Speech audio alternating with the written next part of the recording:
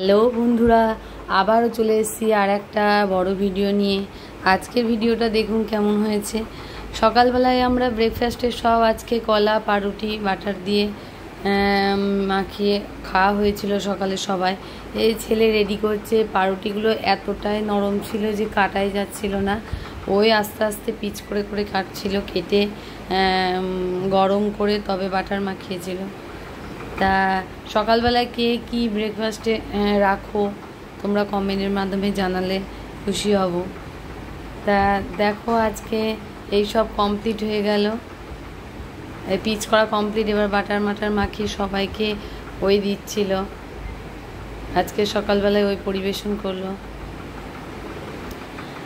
তা ভিডিওগুলো কেমন হচ্ছে বন্ধুরা সবাই বলবে একটু, তাহলে উৎসাহ বাড়বে। এবার প্রতিদিন আমাদের মেয়েদের বাইরে তো বেরোনো প্রতিদিন সম্ভব না, কি ভিডিও দেবো, এই ধরনের ভিডিওই দেওয়া ছাড়া আর কোনো ভিডিও পাচ্ছি না। তাই যাই হোক, বাজার চলে এলো এদিকে।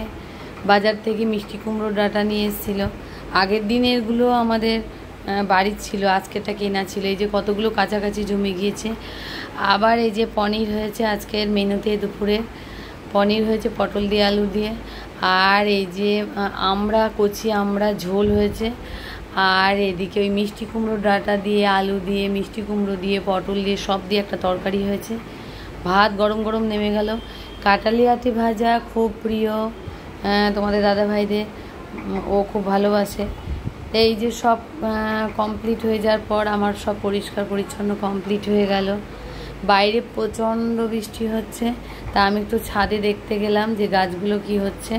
তা যাই হোক, আজকে সকালবেলায় গাছের গোড়া পরিষ্কার করে সব নোংরাগুলো পড়েই ছিল, তখনও ছাদ থেকে নোংরাগুলো আমি সরাইনি। গাছের গোড়াগুলো সব পরিষ্কার করে ফেললাম। তারপরে ছাদ বন্ধ করে নিচেই চলে আসছি। এই যে রাধাকৃষ্ণের মুখ দেখলে সারা দিনটাই ভালো যায়, তা তোমাদের সঙ্গে একটু শেয়ার করলাম, তোমরা একটু দর্শন করো এনাদের।